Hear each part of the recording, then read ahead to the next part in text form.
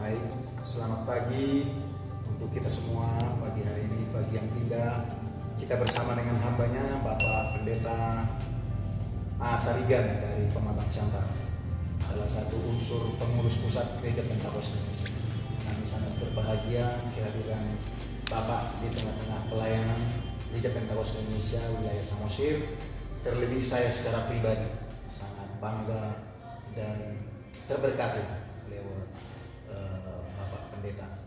Dan saat ini saya mau bercerita sedikit Bapak, bagaimana saya mengalami baptisan Roh Kudus atau lahir baru. Dan saya juga rindu hambanya Bapak Pendeta boleh menceritakan pengalaman hidup Bapak dan bagaimana bisa menjadi seorang hamba Tuhan yang dipakai Tuhan, diberkati Tuhan di Gereja Pentakosta Indonesia pada saat ini. Bagaimana bisa terlibat di pelayanan Gereja Pentakosta Indonesia. Saya lulus SMA tahun 1992 dan waktu ujian SMA disitulah saya memiliki kerinduan kepada Tuhan di Pulau Samosir. Di Pulau Samosir, Bapak.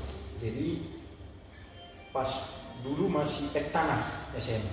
Ektanas. Jadi saya waktu belajar itu tidak belajar pelajaran sekolah lagi, tapi sudah membaca Alkitab setiap malam. Saya sering menangis membaca Alkitab.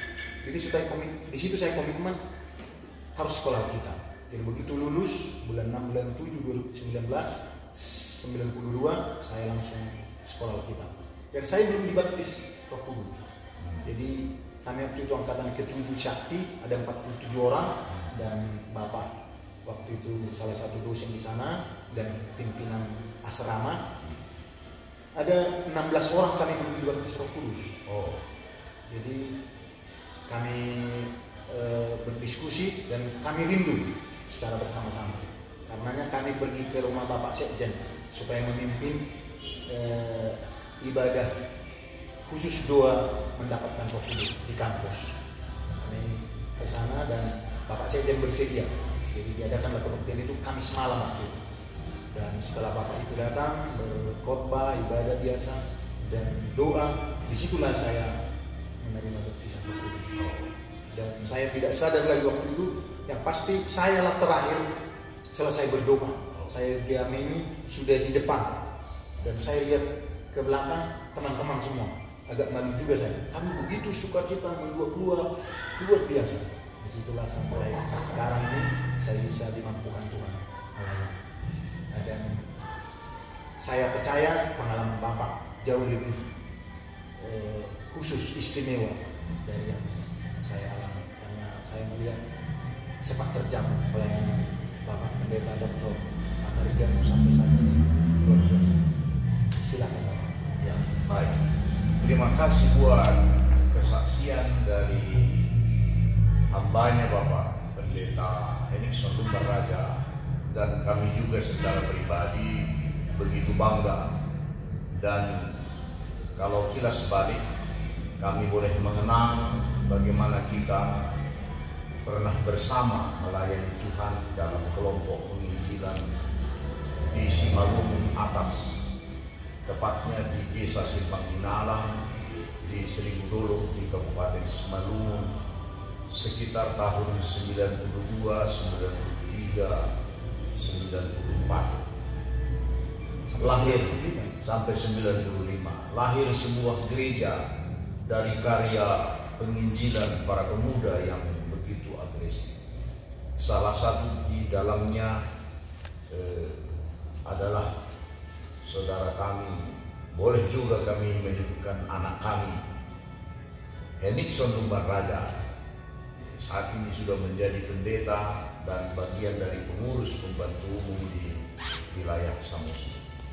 Saya juga pernah terkesan bagaimana kita pernah sama memancing di Haranggau di Danau Toba, dan ikan yang cukup besar yang saya dapat waktu itu lepas Anda buat, dan saya sangat kesal waktu itu karena kita sudah 3 jam mancing dan satu-satunya ikan menjadi harapan untuk kita bawa pulang, dan itu hampir 1 kilogram.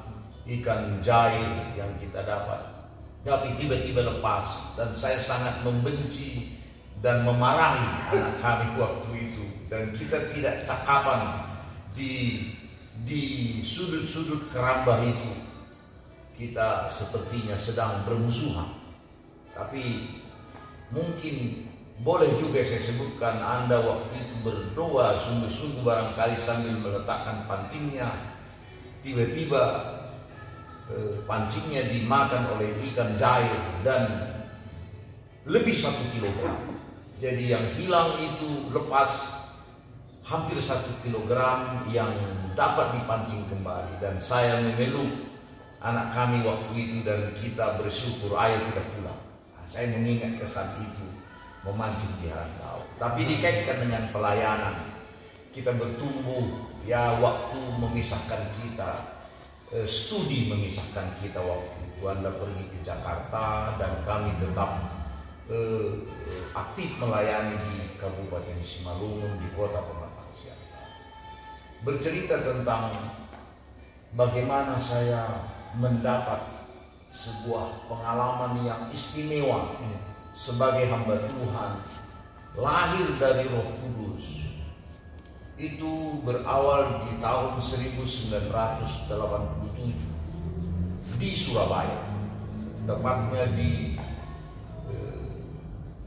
Waru, ya, di Kecamatan Waru, Sidoarjo, di Komplek BAKN, ya, Kanwil 2 Jawa Timur, di mana pendeta yang melayani waktu itu adalah Bapak Pendeta Dr. Andus DJ Rajagu, dan beliau sekarang sudah di sorga. Dan saya sangat dekat dengan seorang penginjil, yaitu Evangelis Edison Manalu, yang di akhir hayatnya menjadi gembala sidang di GPI Pasar 3 Medan.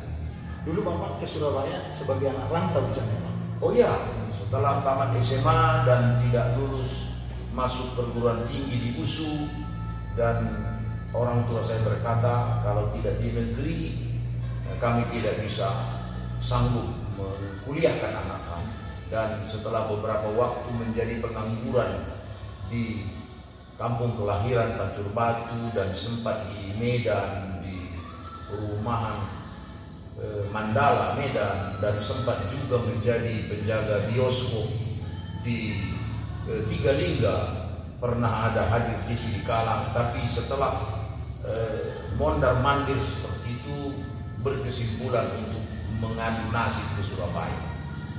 Nah, saya lanjut ceritanya, dan waktu itu saya menjadi anak muda yang ikut-ikutan beribadah di GPI Surabaya dan beribadah di rumah dinas Bapak Pendeta Raja.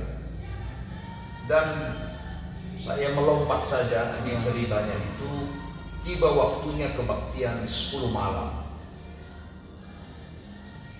Memang sebelumnya saya merasa mendapatkan himpunan ibadah yang cukup aneh, karena saya dari gereja yang tidak seperti itu beribadah dari kampung.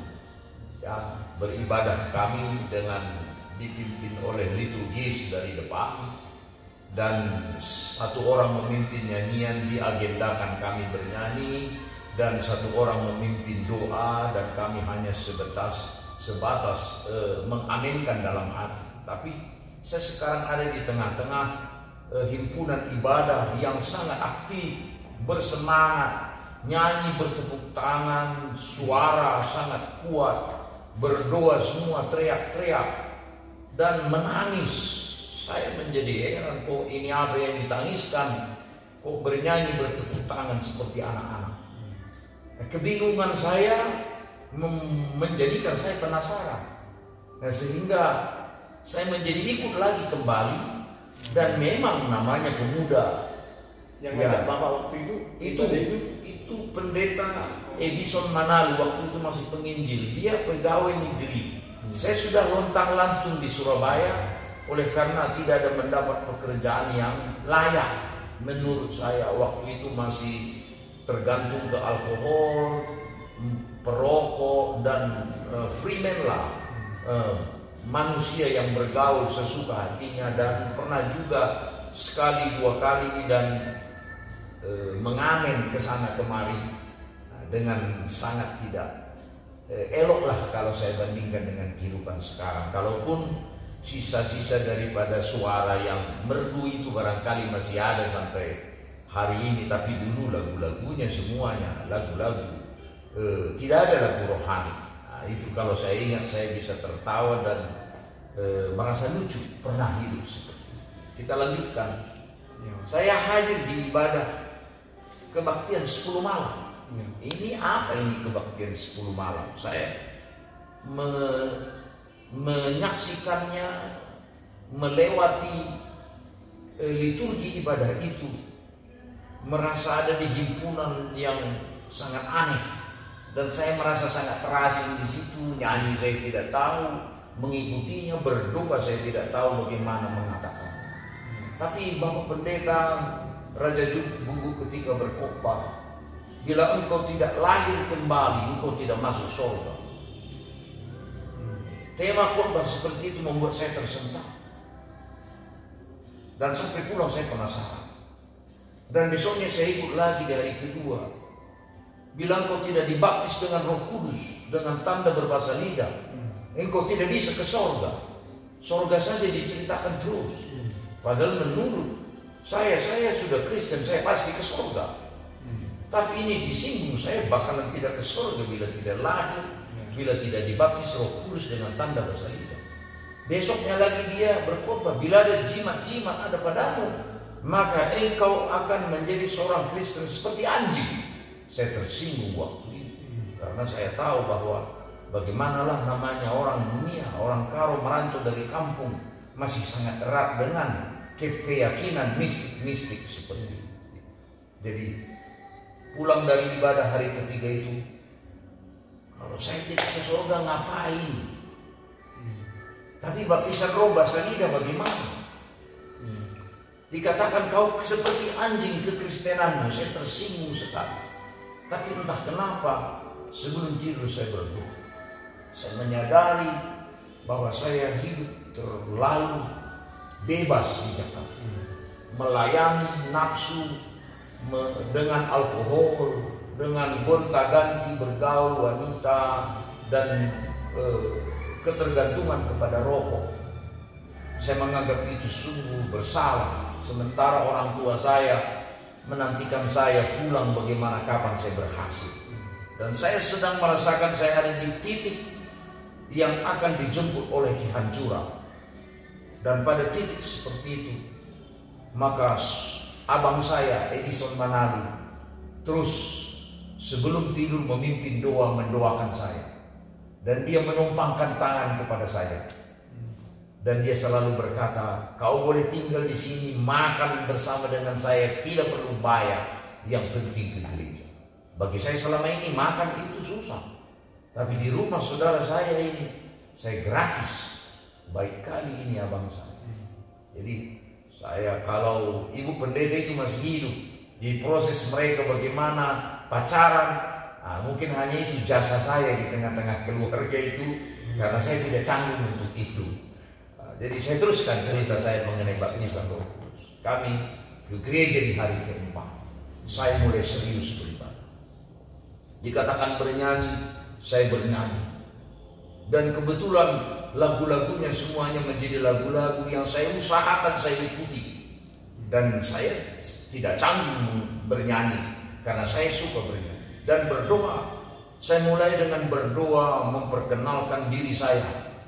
Bagaimana saya jeleknya, jahatnya waktu itu. Jadi saya terbuka dan nggak tahu, saya menjadi menangis, mohon ampun sama Tuhan. Dan saya berkata, kalau memang aku belum lahir kembali, lahirkanlah aku Tuhan. Saya mau ke surga. Kalau dikatakan lahir baru itu, dibaptis dengan Roh Kudus, ada bahasa roh, perkenalkan itu sama aku Tuhan.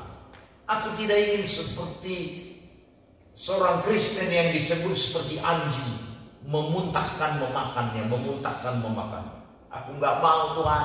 baptis aku, lahirkan aku kembali, itu aja terus ucapkan.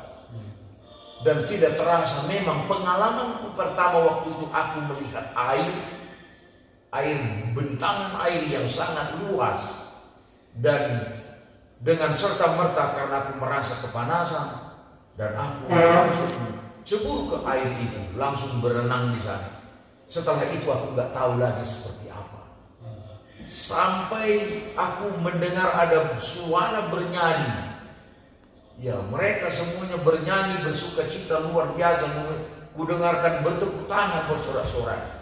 Akhirnya aku sadar, dan Bapak Pendeta Raja Guguk menumpangkan tangan di atas kepalaku. Jadilah hamba Tuhan, menyaksikan nama Yesus. Maka amin. Semuanya melihatin saya, sama seperti pengalaman Anda tuh, merasa sedikit malu karena pemandangan semuanya terarah kepada saya. Tapi semuanya ada yang buat jempol kepada saya. Mantap saudara Tarigan, mantap abang Tarigan. Semuanya memuji saya. Bapak Pendeta meneluk saya. Abang saya Edison Manalu sangat senang, dan waktu itu pulang dari ibadah saya diajak makan bakso. Itu ada bakso sebesar bola kasti itu. Itu bakso yang paling mahal di Surabaya. Kami makan, dia cerita, kau harus jadi hamba Tuhan. Nah, itulah disebutkan waktu itu. Baru ada pengumuman dari kantor pusat Gereja Pentakosta Indonesia, datang surat bahwa Siakti angkatan ketiga di Pematang Siantar akan dibuka. Bapak Pendeta Raja Guguk menawarkan, apakah saudara Tarigan mau sekolah kita? Saya langsung berkata, saya mau Bapak. Kami berangkatkan dari GPI Surabaya. Dan itulah merupakan fondasi sekaligus juga starting point power pertobatan dan pelayanan, dan menggerakkan semangat saya sampaikan. Kalau tadi anak kami berkata, ya sudah boleh meniti tangga sampai di fungsionaris pusat GPI, itu semua karena anugerah Tuhan. Kalau boleh juga saya saksikan, saya juga bangga anak kami Pendeta Henningson Lumbar Raja, setelah beberapa waktu ada di Jakarta, setelah meraih gelar sarjana dan juga menjadi master teologi, dan kalau tidak salah sekarang juga sedang meniti pendidikan menuju S3, ya saya senang. Saya S3, muridnya S3, kan luar biasa. Saya harus profesor nanti menulis buku. Kalau Tuhan izinkan, kita ikuti jejak Bapak Pendeta Umum kita, Rev Dr. Emang Siburian, yang terus baca buku. Dia pengen tahu luar biasa. Dia terus mengajari kita semangat.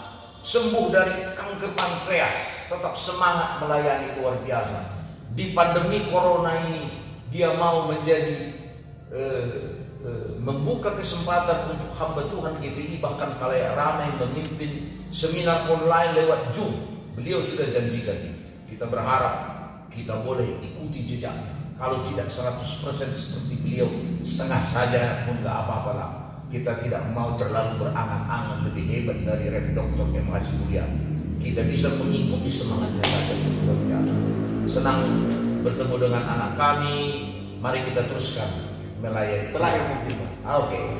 Dari pengalaman Bapak yang begitu manis, indah itu, apa yang Bapak ambil satu prinsip atau satu statement untuk maju terus, dan yang kedua mungkin yang terakhir, apa pesan Bapak dari pengalaman itu untuk kami ini ke depan supaya semakin bisa lebih maju?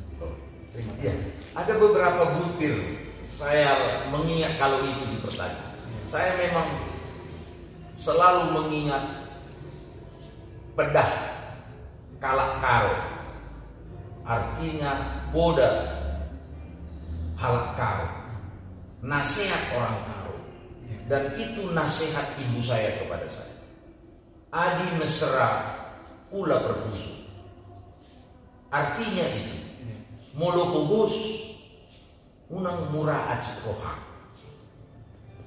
Kalau engkau miskin, jangan gampang tersinggung.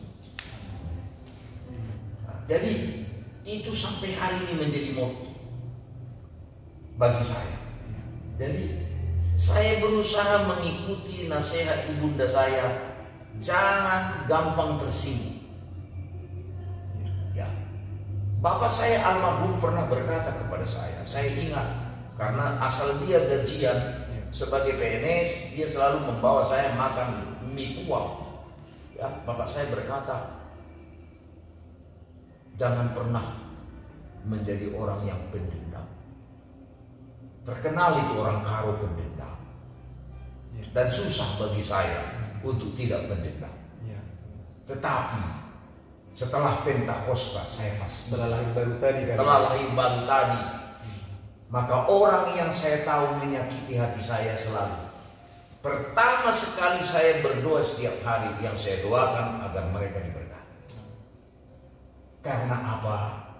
Firman Tuhan berkata, apabila kau menyimpan kesalahan orang lain, datang membawa persembahan kepadaku, kembali dulu berdamai. Aku hidup karena Tuhan. Aku Tuhan anugerahi membuka 1 gereja, 2 gereja, 3 gereja karena Tuhan. Tuhan anugerahi seorang istri yang sangat baik mendampingi saya, menolong saya dalam hidup dan dalam pelayanan. Tuhan anugerahi 3 anak. Sekarang ada 2 di perkuliahan dan 1 SMA. Dan itu semua karena anugerah Tuhan. Bisa dianugerahi Tuhan gubuk kecil untuk tempat kami tinggal sebagai istana kami. Boleh Tuhan anugerahi sepeda motor dan sampai punya roda 4. Itu semua karena doa, karena puasa, karena pelayanan. Luar biasa. Dan prinsipnya adalah jangan pernah simpan sakit hati. Jangan ada kepahitan. Tuhan saja menyelenggarakannya. Tapi jangan kau katakan kepada Tuhan, hantam yang menyakiti aku. Enggak begitu. Berkati mereka dalam doa. Saya melihat kalau kita sabar, orang-orang yang sangat membenci kita, yang sangat tidak suka kepada kita, atau orang-orang yang berlaku serong kepada kita pada waktunya, Tuhan sendiri sadarkan. Sehingga kita menjadi plong. Dan itu saja senjata saya. Modal saya adalah lutut dan angkat tangan. Ya, saya selalu berkata, kenapa kita harus angkat tangan? Supaya Tuhan selalu turun tangan. Jadi itulah menjadi prinsip saya dalam melayani. Tidak murah tersinggung, tidak menyimpan sakit hati, dan terus mengandalkan Tuhan. Maka saya pun berharap begitulah kita, begitulah kita. Terima kasih Bapak, sangat terberkati sekali, dan saya percaya juga kita sekalian sangat terberkati lewat bincang pagi ini dengan hambanya Bapak Pendeta Dr. Atarigan MTH. Baik, saya sangat rindu. Kita berdoa Bapak ya. Ya. Mari kita berdoa. Allah Bapa di dalam sorga, Tuhan yang menentukan semua berlaku. Jikalau pada kesempatan ini kami boleh bertemu kembali dengan anak kami, hamba-Mu, Pendeta Henningson Lumban Raja MTH, di mana kami memiliki sebuah kesan kehidupan pelayanan puluhan tahun yang lalu, tahun 92 sampai dengan 95, di Simpang Hinalang dengan semua tim yang melayani. Lahirlah gereja di Simpang Hinalang, lahirlah gereja di Haranggaul, dan itulah yang memodali semangat kami melayani sampai hari ini. Kami ada di Pulau Samosir oleh karena ketentuan Tuhan. Kami menjadi bagian daripada pengajar syakti di Seminari Alkitab Gereja Pentakosta Indonesia. Dan pagi ini kami boleh bertemu, anak kami bersaksi bagaimana dia lahir baru. Aku pun menyaksikan hidupku bagaimana Tuhan melahirkan aku kembali dari roh. Dan itulah yang menjadi power, landasan semangat kami mengikut Tuhan. Biarlah kiranya semangat pelayanan itu dalam pimpinan Roh-Mu sampai Maranatha Tuhan datang, kami boleh teruskan sehingga kami menjadi hamba Tuhan yang memenangkan jiwa-jiwa, dan hamba Tuhan yang akan mendapat bagian yang indah di kerajaan Tuhan, di Yerusalem baru, hidup selama-lamanya bersama dengan Tuhan. Terima kasih Bapa. Kami bersyukur buat kesempatan yang indah ini. Kiranya lewat pertemuan kami ini pun menjadi kesaksian dan keberkatan bagi siapa saja. Dalam nama Tuhan Yesus Kristus kami berdoa mengucap syukur. Terpujilah Engkau Tuhan kekal untuk selama-lamanya. Haleluya. Amin. Haleluya.